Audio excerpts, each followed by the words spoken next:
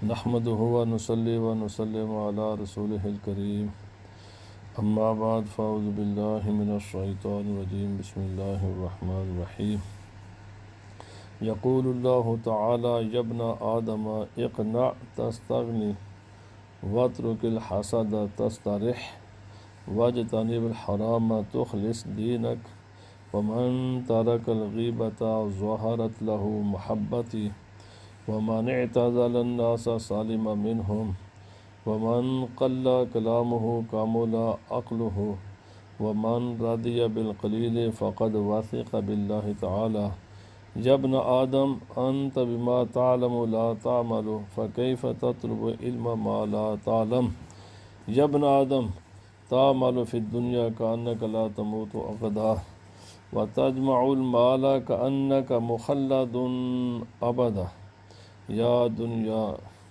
احرم الحریص علیک وابتغ الزاہد فیک وکونی حلوة فی عین الناصرین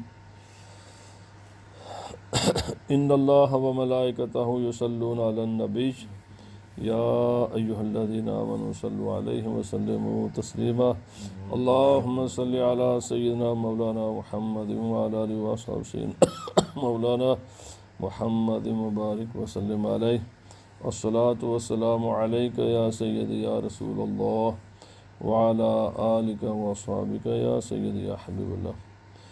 آج یہ 3 نمبر حدیث جو قدسی ہے وہ آپ حضرات کی خدمت میں عرض کر رہا ہوں۔ امام غزالی نے یہ احادیث قدسیہ درج فرمائی ہیں اور یہ 3 نمبر پر ہے۔ تو کہتے ہیں کہ اللہ تعالیٰ فرماتا ہے یا ابن آدم، اے آدم کے بیٹے، ہم سب انسان آدم علیہ السلام کے بیٹے ہیں، اقنع تستغنی، قناعت اختیار کر، امیر ہو جائے گا۔ میں نے کل بھی عرض کیا تھا کہ امارت کا تعلق دولت کے ساتھ نہیں ہے، امارت کا تعلق انسان کے دل کے ساتھ ہے۔ جہاں انسان کا دل مطمئن ہو جائے وہ آدمی امیر ہے، اگرچہ اس کے پاس معمولی سا رزق ہو، اور اگر قارون کا خزانے بھی مل جائیں انسان کو اور انسان کی لالچ ختم نہ ہو تو وہ آدمی امیر نہیں ہے، وہ آدمی غریب ہے، فقیر ہے، وہ آدمی مفلس ہے۔ تو امارت کا تعلق انسان کے دل کے ساتھ ہے۔ کہاں پر انسان کا دل مطمئن ہوتا ہے؟ اگر ایک لقمہ بھی انسان کے پاس نہ ہو اور خدا تعالیٰ کے عطا پر جس حال میں انسان کو خدا تعالیٰ رکھ اس پر راضی رہے، وہ امیر آدمی ہے۔ اور فرمایا وَاتْرُكِ الْحَسَدَ تَسْتَرِحْ، فرمایا ہر آدمی سکون کی تلاش میں ہے۔ سکون ملتا کیسے ہے؟ تو فرمایا حسد کو چھوڑ دو۔ لوگوں پر اللہ رب العزت نے مختلف جو انعام و اکرام فرمائے ہیں ان کے زوال کا سوچنا چھوڑ دو۔ حسد کہتے ہیں کسی انسان کو اللہ نے کوئی نعمت عطا کی ہے، کسی کے پاس عزت ہے یا مال ہے یا دولت ہے یا اولاد ہے یا شہرت ہے یا کوئی بھی اللہ کی نعمت ہے اس کے پاس، اور آدمی کہ یہ اس سے زائل ہو جائے، اللہ تعالیٰ اس نعمت سے اس کو محروم کر دے اور جلے اس پر۔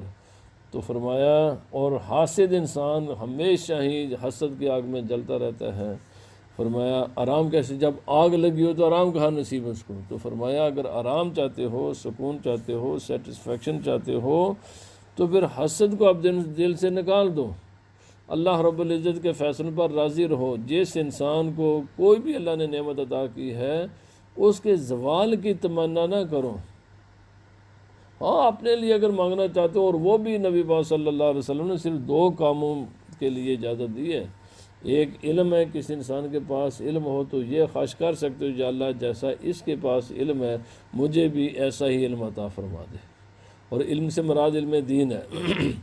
اور دوسرا ہے کہ جو آدمی اگر کسی کو اللہ رب العزت نے مال عطا کیا ہے اور وہ اس کے سخاوت کرتا ہے، وہ اللہ کی راہ میں دیتا ہے، تو یہ جائز ہے کہ انسان یہ تمنا کرے کہ اگر میرے پاس بھی مال ہو اور میں بھی اللہ کی راہ میں اسی طرح خرچ کروں جیسے وہ کرتا ہے۔ ان 2 کے سوا باقی تمام کاموں میں اس کو کہتے ہیں رشک، اس کی بھی اجازت نہیں ہے۔ تو اللہ رب العزت نے فرمایا کہ حسد کو چھوڑو اگر سکون چاہتے ہو، حاسد کو کبھی سکون نصیب نہیں ہوتا۔ واجتانب الحرام تخلص دینک، حرام سے بچو اور دین کو خالص کر لو، یعنی انسان دیندار بن سکتا ہی نہیں کہ جب تک وہ حرام سے نہ بچے۔ کوئی بھی دین کی جو بنیادی چیز ہے وہ یہ ہے کہ ہر قسم کے حرام سے بچے۔ اور یہ بھی یاد رکھ لو مسئلہ کہ جب دو چیزوں کو آپس میں تعارض ہو جائے کہ یا تو ایک حرام کو آپ تو کام کو چھوڑ سکتے ہیں، اور یا آپ ایک فرض اور ایک اچھے کام کو کریں، ان میں سے ایک ہی آپ کو کرنا ہے، تو کیا کریں؟ مسئلہ یہ ہے کہ حرام کو چھوڑو، حرام کو چھوڑنا۔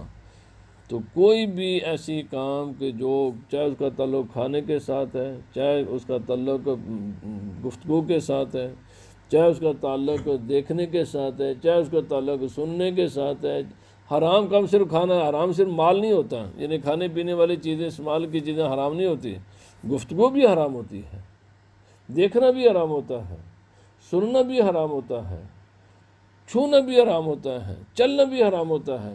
تو حرام کا معنی کیا ہے؟ ہر وہ چیز کہ جس سے اللہ رب العزت نے اور رسول اللہ صلی اللہ علیہ وسلم نے منع کیا ہے، ان چیزوں سے رکنے کا نام وہ چیزیں حرام ہیں۔ حرام وہ چیزیں جو کہ وہ ان کو چھوڑو، کیوں کہ اللہ کا حکم ہے، اس لیے کہ وہ رسول اللہ صلی اللہ علیہ وسلم کا حکم ہے۔ تو حرام کو جب تک انسان حرام سے نہیں بچے گا، دین کو نہیں بچا سکتا۔ یہ حرام چیزیں دین کے لیے چنگاریاں ہیں، چنگاریاں۔ جس طرح چنگاری جتنی مرضی کوئی کسی انسان کے پاس دولت ہو تو آگ اس کو جلا دیتی ہے، اسی طرح حرام انسان کے دین کو ختم کر دیتا ہے۔ تو حرام کھانے سے بھی بچنا چاہیے، بولنے سے بھی بچنا چاہیے، ہر کام سے بچنا چاہیے جو حرام ہے۔ وَمَن تَرَكَ الْغِيبَةَ ظَهَرَتْ لَهُ مَحَبَّتِهِ، فرمایا کہ جس انسان نے غیبت کرنا ترک کر دیا، چھوڑ دیا، اس انسان کو میری محبت نصیب ہو گئی۔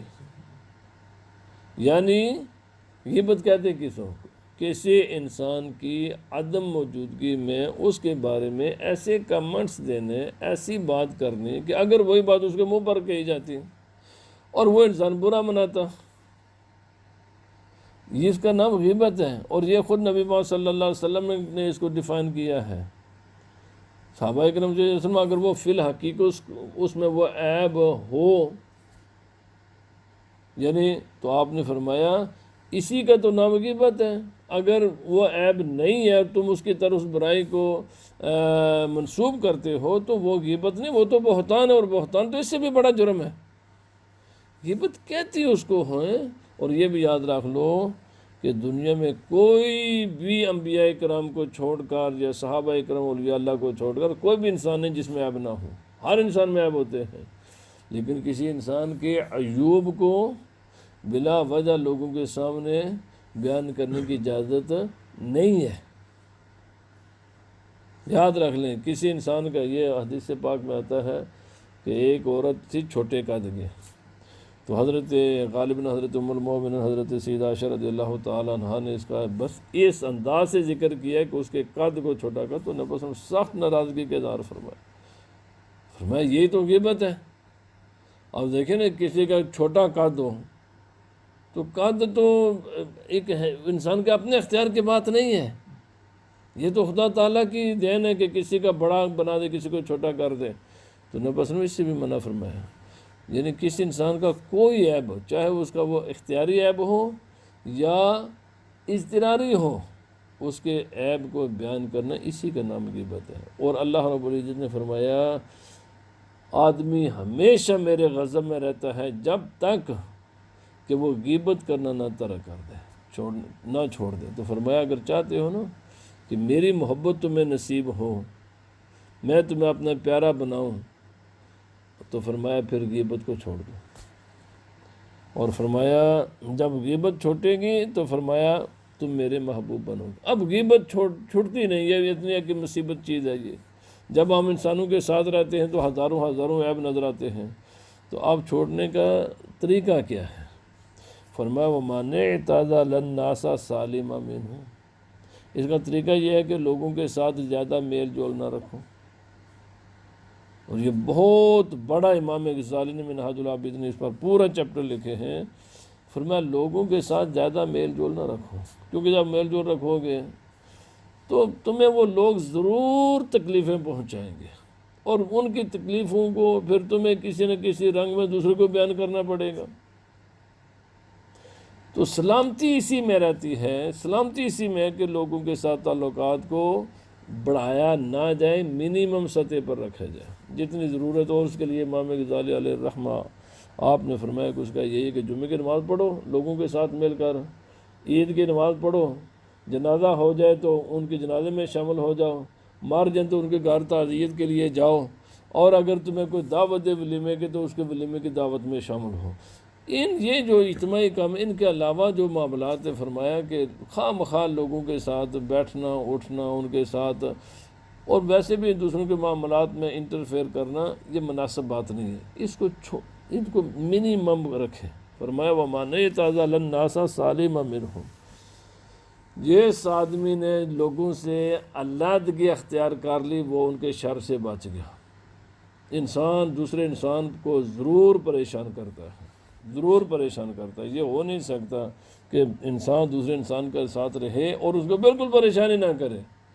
تو بہتر یہ ہے کہ ہر آدمی اپنے دائرے میں رہے، اور جو میں نے ابھی عرض کیا ان تعلقات، نبی پاک صلی اللہ علیہ وسلم فرمایا زر غباً تزد حباً، نبی صلی اللہ علیہ وسلم فرمایا کبھی کبھی ایک دوسرے سے ملاقات کیا کرو، اسی سے محبتیں بڑھتی ہیں۔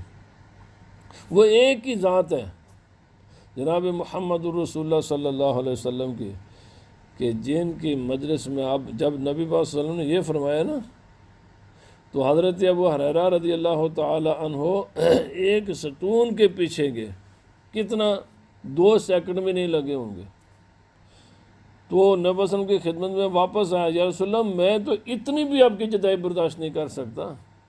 حدیث پاک ہے، یعنی نبی صلی اللہ علیہ وسلم جب یہ فرمایا نا کہ کبھی کبھی ملاقات کیا کرو، تو حضرت ابو ہریرہ ستون کے پیچھے گئے، اور 2 سیکنڈ کا یعنی نبی صلی اللہ علیہ وسلم کا چہرہ انور حضرت ابو ہریرہ سے اوجل ہو گیا، کیونکہ درمیان میں آ گیا نا ستون۔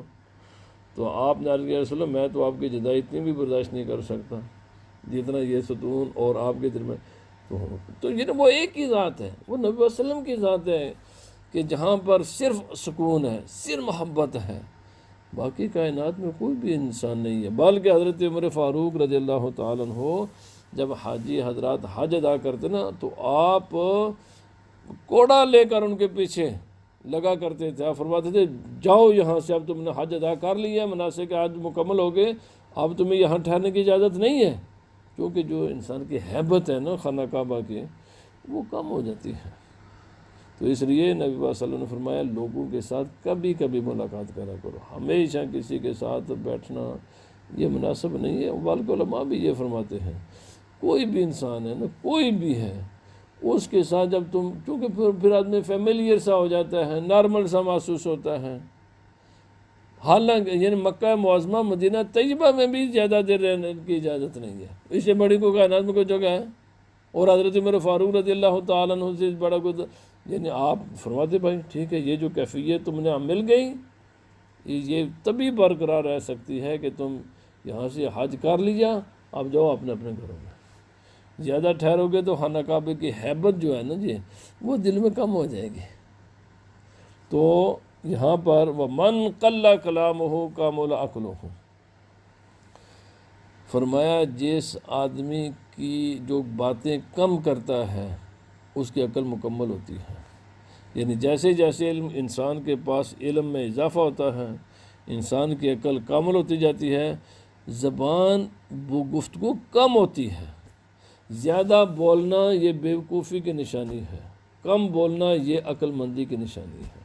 حدیث قدسی ہے، اور یہ ایک نہیں ہے، بہت زیادہ احادیث ہیں کہ جس آدمی کے پاس جتنا علم زیادہ ہوگا، جس انسان کے پاس جتنی عقل زیادہ ہوگی اتنی وہ گفتگو کم کرے گا، کیونکہ اس نے مطلب کی بات کرنی ہے، اور اس کو ہزاروں باتوں میں سے اس نے ایک مطلب کی بات چند لفظ میں بیان کرتا ہے۔ وہ نبی پاک صلی اللہ علیہ وسلم بھی آپ جو گفتگو فرمایا کرتے تھے تو بڑی یہ نا آپ تو ایک معجزہ تھا نا جی، سرکار دو عالم صلی اللہ علیہ وسلم کی گفتگو بڑی نپی تلیہ آپ حدیث دیکھ لیں نا، بس انہوں نے بہت کم مواقع پر لمبی گفتگو فرمائی ہے، بہت کم، زیادہ تر نبی صلی اللہ علیہ وسلم کی گفتگو مبارک چند الفاظ ہوا کرتے تھے۔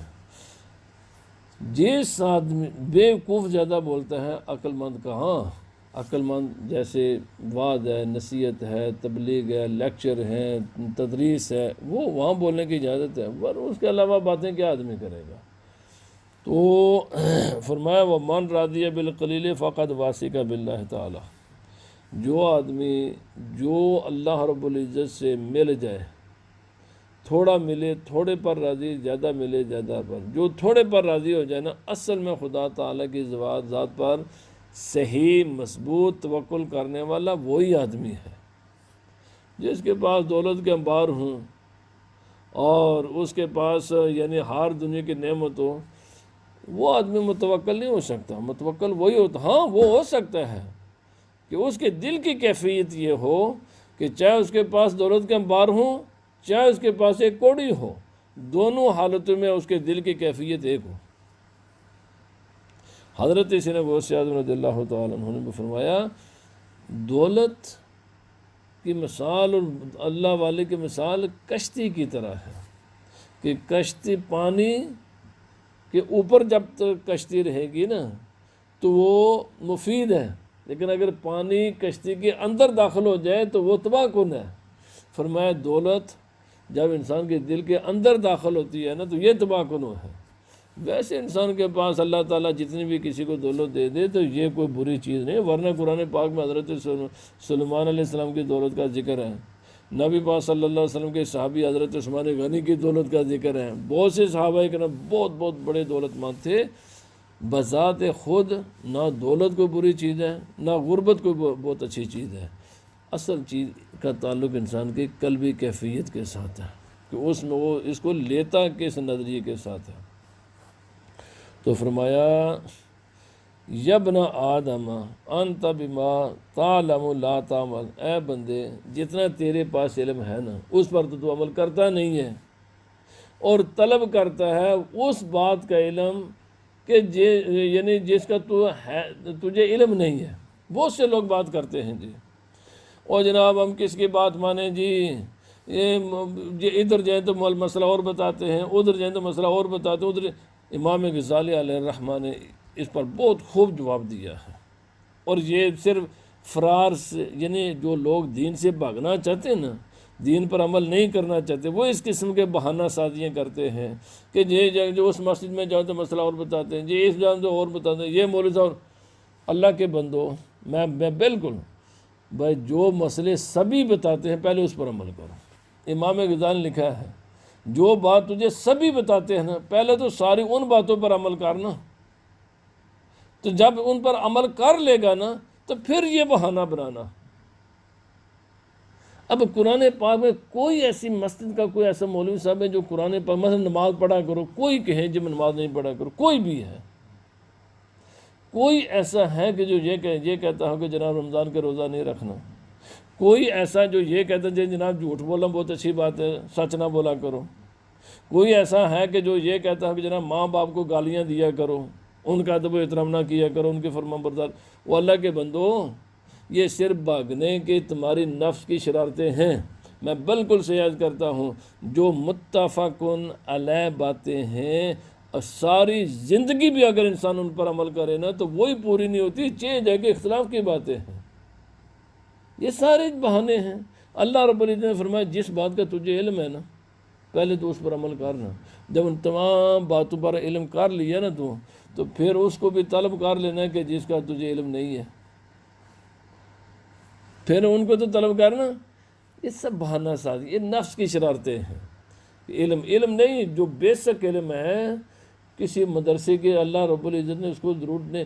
اب ایک پہاڑ کے اوپر رہنے والی بوڑھی عورت، اس کو بھی پتہ ہے کہ خنزیر حرام ہے، اس کو بھی پتہ ہے کہ کفر ایک ناجائز چیز ہے، اس کو بھی پتہ ہے کہ جھوٹ ایک بری بات ہے، اس کو بھی پتہ ہے کہ اپنے شوہر کی فرما برداری کرنی ہے، دین کی بنیادی تعلیم کے لیے کوئی مدرسہ ضروری نہیں ہے، مسجد ضروری نہیں ہے، جو کوئی بہت بڑے فلاسفر بننا ضروری نہیں ہے، وہ اللہ رب العزت نے ہر انسان کی فطرت میں رکھی ہوئی ہے، بالکل ہر انسان کی فطرت میں ہے۔ اور بھائی جو چیزیں جن کا تمہیں علم ہے پہلے ان پر تو عمل کرو نا، جب ان پر عمل کر لیا نا تو اس کے بعد تم شکایت آ کر کرنا کہ جناب ہم اس مسجد کی بات مانیں یا تمہاری مانیں، پہلے ان پر تو عمل کرو نا جو متفقون علیہ ہیں، جن پر کسی کا کوئی اختلاف نہیں ہے۔ بلکہ تم اسلام کی بات کرتے ہو، بہت ساری ہزاروں اسلام کی چیزیں وہ ہیں کہ جس پر کسی کا بھی اختلاف نہیں ہے۔ مثلا اس میں یہ نہیں ہے کہ مسلمانوں میں اختلاف ہے، پوری انسانیت کے اتفاق ہے اس پر۔ یہودی بھی ان باتوں کو اچھا سمجھتے ہیں یا برا سمجھتے ہیں، عیسائی بھی ان باتوں کو اچھا یا برا سمجھتے ہیں، ہندو بھی ان چیزوں کو اچھا یا برا سمجھتے ہیں، بدھ مت بھی اچھا برا سمجھتے ہیں، اور جن پر سب کا اتفاق ہے پہلے وہ تو کرو نا، بات سمجھے کہ نہیں؟ اور تم یہ سارے میں نے پہلے عرض کیا یہ جو بہانے ہیں نا جناب ہم کس کی مانیں، تم کسی کی نہ مانو، جو جس پر سب کا اتفاق ہے پہلے وہ کرو۔ وہ جب کر لیے نا سارے کام، امام غزالی فرمایا تم پہلے تو آؤ نا میرے پاس ان سب پر عمل کر کے، تو پھر میں بتاؤں گا کس کی مانو۔ فرمایا ورنہ یہ سب شیطانی شرارتیں ہیں جو انسان کے دماغ میں شیطان ڈالتا ہے، اصل میں وہ دین سے بھاگنا چاہتے ہیں، یہ کرتے ہیں بہانے۔ اور اسی طرح میں جب یہاں ہے نا تو لوگ کہا کرتے ہیں جب مولوی صاحب یہ علماء تقریریں کرتے ہیں جناب اردو میں تو اس لیے ہمارے بچے قریب نہیں آتے ہیں۔ میں نے بہت ہی زیادہ انگلش میں تقریریں کروا کر دیکھ لیا ہے، اس کا یہ صرف بھاگنے کے راستے ہیں جو انسان بہانہ سازیاں کرتا ہے، ورنہ جب انگلش میں بھی تقریریں کرتے ہیں بتاتے ہیں تو تمہیں فرق کیوں نہیں آتا؟ فرق کیوں نہیں ہے؟ ہم جب پاکستان میں تھے نا تو لوگ کہتے تھے مولانا صاحب تمہاری اردو بڑی ہائی ہے، تو ہم پنجابی میں بھی تقریریں کر کے دیکھ لیں۔ یہاں جب آئے تو جناب تم اردو میں کرتے ہو انگلش میں، جب انگلش میں بھی کر کے دیکھ لیں، فرق کیوں نہیں پڑا؟ یہ انسان صرف بھاگنا چاہتا ہے، یہ ہے سب انسان کی شرارتیں ہیں، نفس کی شرارتیں ہیں، شیطان انسان کے دماغ میں یہ خیال ڈالتا ہے۔ ورنہ جو عمل انسان کرتا ہے نا تو وہ حضرت صاحب یہ جب ہمارے صوفیاء گئے نا انڈونیشیا میں، ملیشیا میں، ان ملکوں میں، تو یہ عرب کے لوگ تھے، عربی بولنے والے، وہ وہاں کے مقامی زبانیں بولنے والے تھے، زبان کے بغیر لوگوں نے اسلام قبول کیا کہ نہیں کیا؟ جن کے ارادہ ہوتا ہے نا ہدایت حاصل کرنے کا، وہ کسی چیز کو بہانہ نہیں بننے دیتے، اور جن کا ارادہ ہی نہیں ہے ہدایت کا تو ان کے لیے آپ ہزار ان کو قرآن کے، میں نے ایک مرتبہ ایک آدمی میرے پاس ہے تو میں نے قرآن کی آیت نکال کر دکھائے تو بس خاموش ہو گیا وہ۔ جب دروازے سے الوداع ہونے لگا تو کہنے لگا جناب میں مطمئن ہوں۔ میں نے اطمینان تو خدا ہی دلاتا ہے، ہم کیا کر سکتے ہیں، اطمینان خدا ہی دلاتا ہے۔ میرے پاس قرآن پاک ہے، وہ میں نے تجھے دکھا دیا ہے، اس کے بعد بھی اگر تو مطمئن نہیں ہے تو میں کیا کر سکتا ہوں؟ کچھ بھی نہیں کر سکتے، جاؤ اللہ سے معافی مانگو۔ اب فرمایا یا ابن آدم تعمل فی الدنیا کانک لا تموت غدا، اے آدم کے بیٹے تو کام تو اس طرح کرتا ہے جیسے تُو نے مرنا ہی نہیں ہے۔ کام ایسے ہم کرتے ہیں مرنا ہی نہیں ہے، ہم نے ادھر ہی رہنا ہے، صبح سے لے کر شام تک کام اور شام سے لے کر صبح تک کام۔ صبح اٹھیں گے تو پہلا تصور ہے کام پر جانا ہے، اور رات جب سوئیں گے تو یہی تصور لے کر سوتے ہیں کہ جناب صبح میں نے کام پر جانا ہے۔ فرمایا اے آدم کے بیٹے تو کام تو اس طرح کرتا ہے جیسے کہ موت تجھے آنی ہی نہیں ہے، اور وہ تجمع المال کانک مخلد ابدا، مال اس طرح تو جمع کرے کہ تو کہ ہمیشہ اسی دنیا میں رہنا ہے۔ او بھائی کام کر، پر یہ بھی یاد رکھ کہ تو نے دنیا میں ہمیشہ نہیں رہنا، موت بھی آنی ہے، اس کی بھی کوئی تیاری کر۔ مال جمع کر پر اتنا نہ کر کہ یہی فرمایا نہ یہ مال تیرے پاس، نہ تو مال کے پاس ہمیشہ رہے گا، نہ مال تیرے پاس ہمیشہ رہے گا، اور نہ ہی کام اتنا کر کے تجھے موت کا تصور اس ذہن سے نکال دے، نہیں، بلکہ موت کو بار بار اپنے ذہن میں لا کہ میں نے دنیا کو چھوڑنا ہے۔ جو اللہ رب العزت کے تجھ پر فرائض ہے نا، اس کے حقوق ہیں وہ بھی ادا کر۔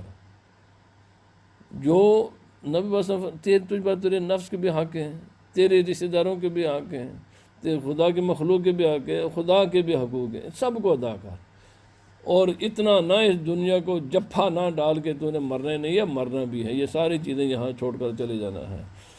آخری بات نہ اللہ رب العزت فرماتا ہے یا دنیا احرم الحریص علیک، اے دنیا جو تیرا لالچی ہو نا اس کو تو محروم رکھ۔ کہتے ہیں دو ایسی چیزیں جن پر ڈٹ نہیں ہے، کوئی نقطہ نہیں ہے، حرص اس پر نقطہ نہیں ہے، اس کا معنی حریص ہمیشہ محروم رہتا ہے، اور حسد اس پر کوئی نقطہ نہیں ہے، حاسد کو کچھ بھی نہیں ملتا سوائے جلنے کے۔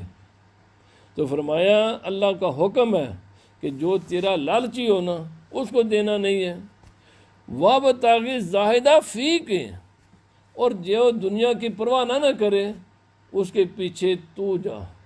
جنہیں علماء فرماتے ہیں جو دنیا کے پیچھے بھاگتا ہے نا دنیا اس کے آگے آگے بھاگتی ہے، اور جو دنیا سے بھاگتا ہے نا دنیا اس کے پیچھے پیچھے بھاگتی ہے۔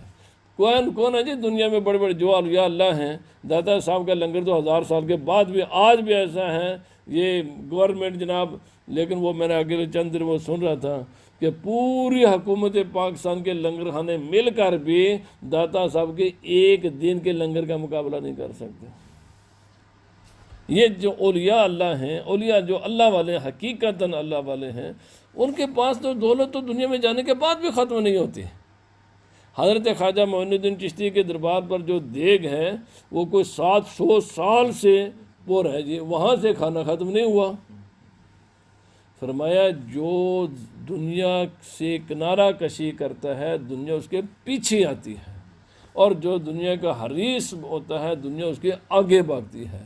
فرمایا دنیا سے کنارے کشی کرو تاکہ دنیا تمہارے پیچھے بھاگے۔ اور الحمدللہ آپ کو کبھی بھی تجربہ کر کے دیکھ لیں، جو آدمی دنیا کو منہ موڑتا ہے نا دنیا اس کی طرف رخ کرتی ہے۔ اور آخری بات فرمایا وَكُونِ حُلْوَةً فِي عَيْنِ النَّاظِرِينَ، اصل میں یہ دنیا حقیقت میں یہ بڑی کڑوی ہے، نظر میں دیکھنے میں میٹھی نظر آتی ہے، حقیقت میں یہ کڑوی ہے۔ اس دنیا کے پیچھے نہ بھاگو، بھاگنا ہے تو اس کی کڑواہٹ کو بھی محسوس کرو۔ وہ کون سی دنیا کی چیز ہے جی جس کا بعد والا رزلٹ کڑوا نہیں ہے؟